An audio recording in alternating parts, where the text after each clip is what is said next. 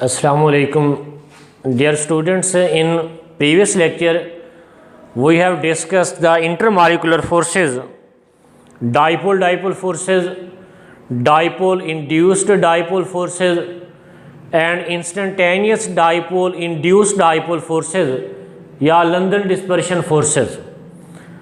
Instantaneous dipole induced dipole forces के बारे में पढ़ा था. These forces exist in all types of molecule, polar as well as non-polar molecules, but these forces are more significant in non-polar molecules. Non-polar molecules are the molecules having no charge separation. For example, H2 molecule, O2, F2, Cl2, N2, CH4, CO2, etc. Such molecules are non-polar molecules, and properties of such molecules are only dependent on the London dispersion forces. इसलिए these forces are more significant in such type of molecules. Polar molecules की properties depend upon the dipole forces in addition to London forces. इससे वहाँ polar molecule में these are not significant. और इन forces के बारे में पढ़ा था. These forces are produced due to disturbance of electronic cloud, due to repulsion of electron, the molecule is converted into instantaneous dipole. और ये instantaneous dipole जितना तेज़ी से बनता है due to motion of electron उतना ही तेज़ी से वैनिश होता है. इससे these London dispersion forces are the short lived forces या मोमेंट्री फोर्सेज ऑफ अट्रैक्शन. ये फोर्सेज जितना तेज़ी से क्रिएट होती हैं बिटवीन टू मॉलिक्यूल्स उतना ही तेज़ी से वैनिश हो जाती हैं. तो आज हम डिस्कस करेंगे the factors which affect the strength of instantaneous dipole induced dipole forces या London dispersion forces. The factors affecting the strength of London dispersion forces.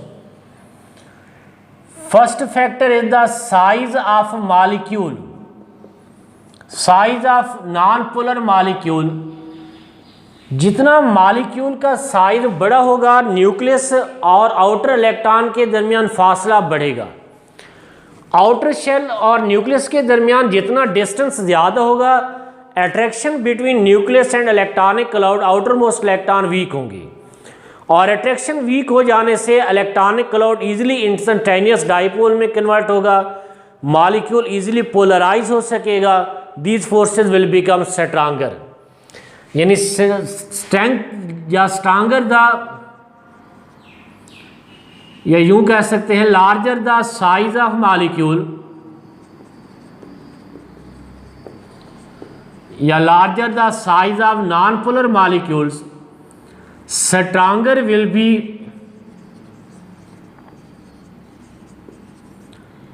London dispersion forces. उसकी वजह यह है कि with increase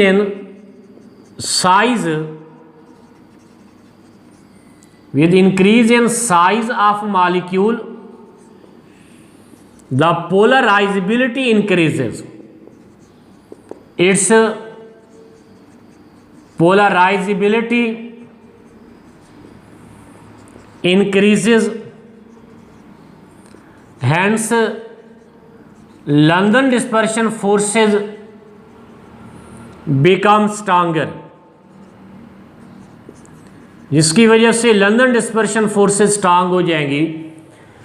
Polarizability means the extent to which electronic cloud can be polarized. Electronic cloud can be disturbed.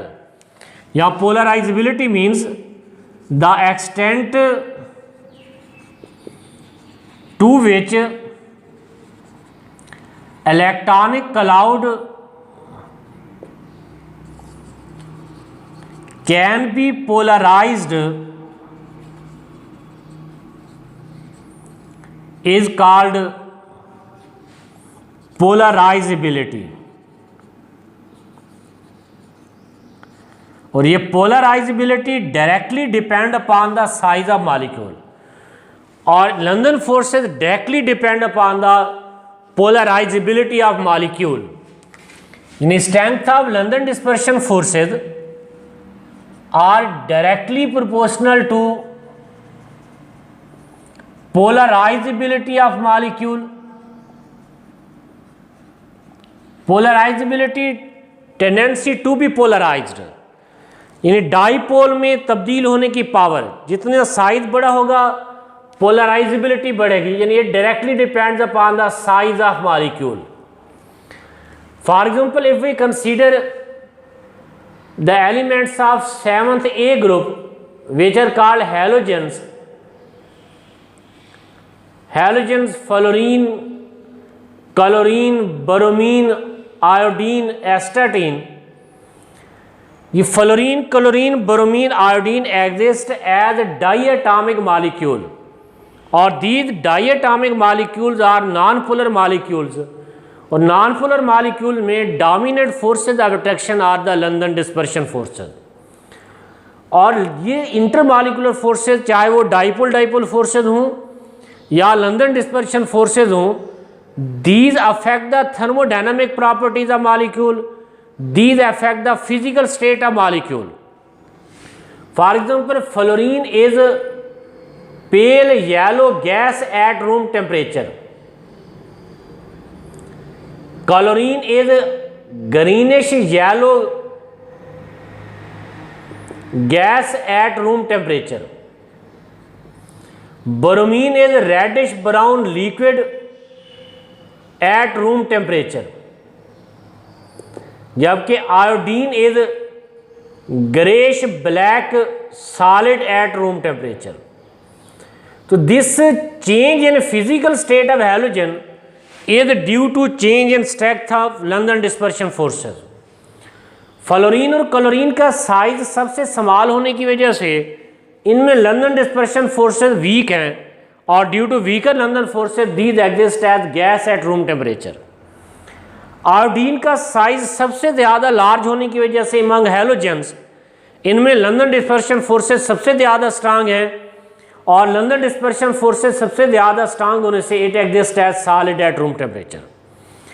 Bromine में intermolecular forces are in between iodine and chlorine, so it exist as liquid at room temperature. और their difference in their melting points and boiling points is also due to difference in strength of London dispersion forces. मिसाल के तौर पर boiling point of fluorine is -188.1 degree centigrade, जबकि boiling point of iodine is +184.4 degree centigrade. ये melting boiling points are thermodynamic properties which directly depend upon the strength of London dispersion forces. तो fluorine में size small होने की वजह से इसमें London dispersion forces बहुत वीक हैं, इसे इसका बॉइलिंग पॉइंट बहुत कम है. आयोडीन में साइज लार्जर होने की वजह से लंदन डिस्पर्शन फोर्सेज बहुत ज़्यादा स्ट्रांग है, इसे इसका बॉइलिंग पॉइंट बाकी हैलोजन के मुकाबले में ज़्यादा हायर है. इसी तरह अगर हम नोबल गैसेस को डिस्कस करें, noble gases are mono atomic gases, mono atomic molecules. ये elements of 8th A group in the periodic table, helium, neon, argon, krypton, xenon, radon, these exist as monoatomic molecule and these are also non-polar in nature. So dominant forces in these molecules are also London dispersion forces. Thermodynamic properties of these noble gases also depend upon the strength of London forces. और down the group helium से radon की तरफ इनका size बढ़ रहा है due to increase in number of shell. Size बढ़ेगा, polarizability बढ़ जाएगी, तो London dispersion forces become stronger, और लंदन डिस्पर्शन फोर्सेस स्ट्रांग हो जाने से इनके boiling point down the group increase होते हैं. ये बॉइलिंग पॉइंट हीलियम का सबसे कम है और रेडॉन का बॉइलिंग पॉइंट सबसे ज़्यादा है. This increase in boiling point is due to difference in their London dispersion forces. Down the group noble gases का साइज बढ़ जाने की वजह से इनमें लंदन डिस्पर्शन फोर्सेस स्ट्रांग हो रही हैं, और लंदन डिस्पर्शन फोर्सेस स्ट्रांग हो जाने से बॉइलिंग पॉइंट में इजाफा हो रहा है। इसी तरह second factor which affect the strength of London dispersion forces is number of atoms in molecule. The second factor is number of atoms in molecule. Size of molecule also depend upon the number of atoms. जितने molecule में atoms की तादाद ज़्यादा होगी उतना molecule का size बढ़ेगा, और साइज बढ़ेगा पोलराइजेबिलिटी बढ़ जाएगी, लंदन डिस्पर्शन फोर्सेस स्ट्रांग होंगी। यानी यहाँ भी strength of London dispersion forces are directly proportional to number of atoms in molecule.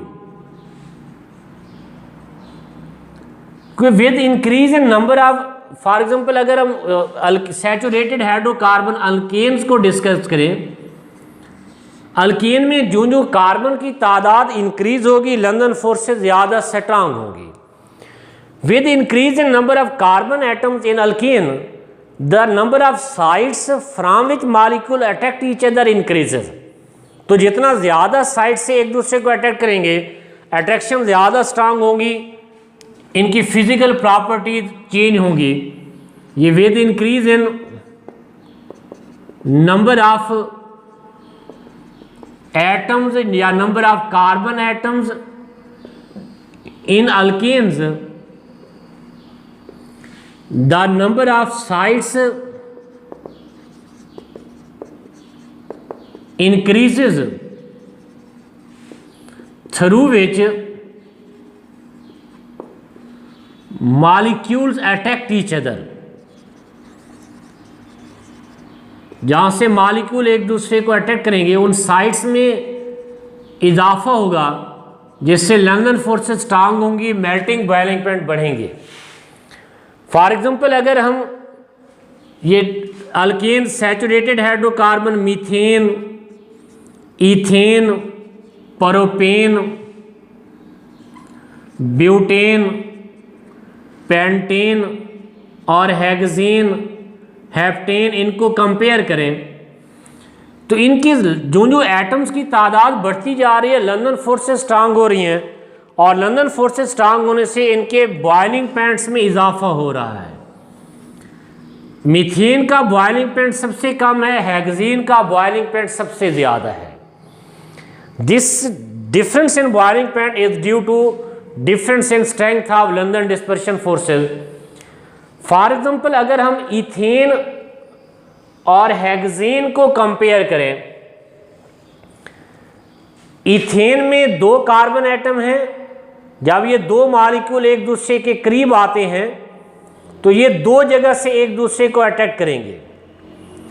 Hexane में 6 कार्बन हैं, इस तरह स्ट्रक्चर है CH3, CH2, CH2, CH2, CH3। तो जब 2 हेक्सेन मॉलिक्यूल एक दूसरे के करीब आएंगे तो ये ज़्यादा जगह से एक दूसरे को अटैक कर पाएंगे, तो इनके मॉलिक्यूल्स के दरमियान अट्रैक्शन ज़्यादा स्ट्रांग होगी एज कंपेयर टू इथेन। इसलिए boiling point of ethane is less than that of hexane.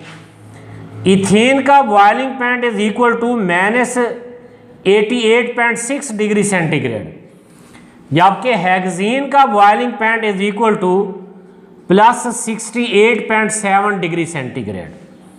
तो हेक्सेन में एटम की तादाद बढ़ जाने से लंदन फोर्स से ज़्यादा स्ट्रांग है, इसलिए उसका बॉइलिंग पॉइंट ज़्यादा हायर है एज कंपेयर टू इथेन। इसी तरह इनकी फिजिकल स्टेट चेंज होती है with change in strength of London dispersion forces. For example पहले 4 हाइड्रोकार्बन, कार्बन 1 से कार्बन 4 तक, यानी methane, ethane, propane, butane, these are gases at room temperature. Carbon 5 से कार्बन 17 तक, यानी पेंटेन से लेकर हेप्टाडीकेन तक, these are liquid at room temperature ये रूम टेम्परेचर पे लिक्विड स्टेट में पाए जाते हैं। And the hydrocarbons having carbon greater than 18 are solid at room temperature. This difference in their physical state is also due to strength of intermolecular London dispersion forces. तो with increase in number of carbon atoms London dispersion forces become stronger, hence physical state changes from gas to liquid, liquid to solid. अगर हम इन जो forces of attraction हमने discuss किए हैं, dipole dipole forces, dipole induced dipole forces और London forces, अगर हम इनको आपस में कंपेयर करें तो लंदन फोर्सेज सबसे ज़्यादा वीक फोर्सेज हैं, डाइपोल इंड्यूस्ड डाइपोल फोर्सेज इससे ज़्यादा स्ट्रांग हैं, और डाइपोल डाइपोल फोर्सेज इन तीनों में से सबसे ज़्यादा स्ट्रांगर फोर्सेज हैं। ये कंपैरिजन उस वक्त ये ठीक होगा जब पोलर और नॉन पोलर मॉलिक्यूल जिनका मॉलिक्यूलर मास एक जैसा हो, जिनका साइज एक जैसा हो, उनको कंपेयर करेंगे तो डाइपोल डाइपोल फोर्सेज सबसे ज़्यादा स्ट्रांग होंगी और लंदन डिस्पर्शन फोर्सेज सबसे ज़्यादा वीक होंगी। अल्लाह आपका हामी और नासिर हो।